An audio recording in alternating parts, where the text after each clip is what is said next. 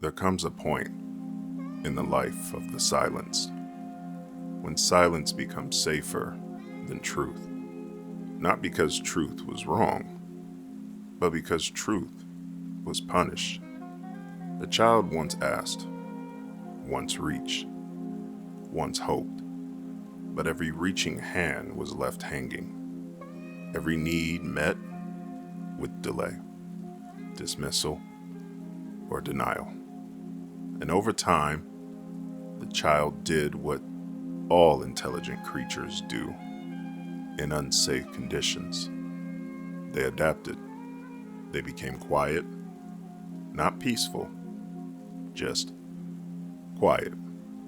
They became low maintenance, not because they were healed, but because the pain of asking was worse than the pain of going without.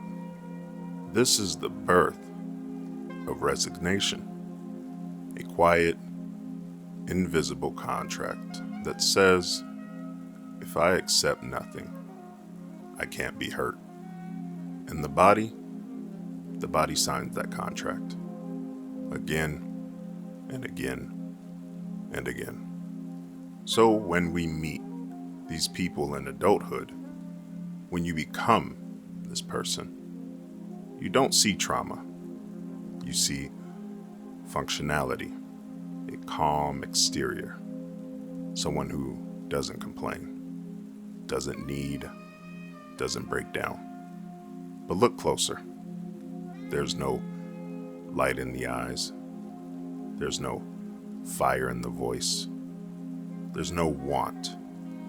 Only function. Only tolerance. Only a faint pulse beneath the performance. Let's talk about what actually happened here. You didn't stop needing. You just stopped asking. And maybe you started calling that peace. But it wasn't. It was shutdown. You see, most people only recognize trauma when it's loud, when it explodes, when it screams or collapses. But there's another kind of trauma, the kind that whispers, folds in on itself, and becomes invisible. That's resignation. And it starts when the body learns something very specific. No one is coming. So why speak? Why ask? Why risk more shame? Let me ask you something. Have you ever felt guilty just for having a need? Have you ever apologized after setting a boundary? Have you ever told yourself, I'm fine? Not because you were fine, but because you knew it wouldn't matter. That's not emotional maturity. That's not stoicism. That's not strength. It's survival. You were taught, consciously or unconsciously, that your voice cost something, that it was an inconvenience, or a trigger, or a waste of time. So you muted it. And somewhere along the way, people started calling you easy to be around. They said, you're so chill. You're not like other people. You're so low maintenance. And maybe a part of you felt proud. But the other part, the real part, it knew better. Because what they were praising wasn't you. It was your silence. It was your suppression. You weren't healed.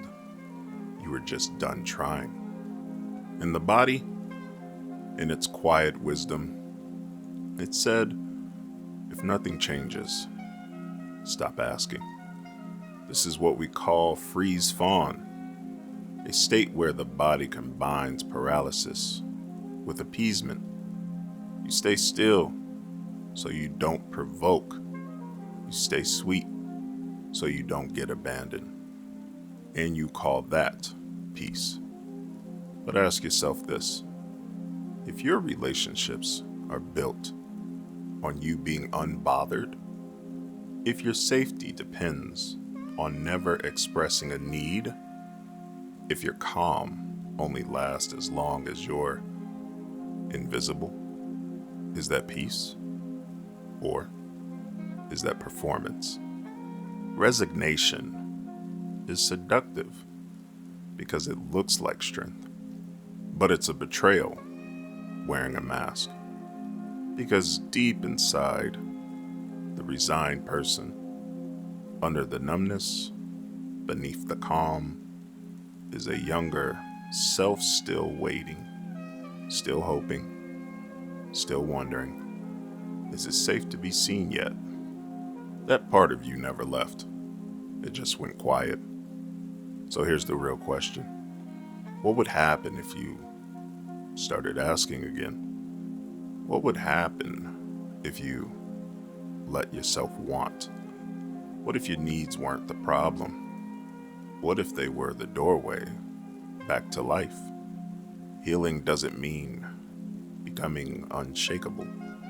It means becoming reconnectable to yourself, to your truth, to the pulse you buried beneath performance. Because here's the truth. You are not low maintenance. You are not chill. You're not fine. You are a person who was conditioned to disappear in order to survive. And now that you see it, you get to choose something else. Not all at once. Not loudly. But honestly. Maybe just with one breath, one boundary, one ask. Because the moment you ask again, that's the moment you return. That's the moment resignation ends. And that's the moment healing begins. I hope you enjoyed this video, and if you did, be sure to like, comment, and subscribe. We have more on the way.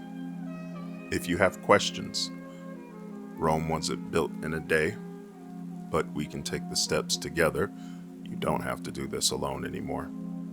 So if you do have questions or how you should go about things, myself or other subscribers can answer your questions down in the comments below. This is a community built on growth and truth and recognizing the steps that we need to take to better ourselves and our community.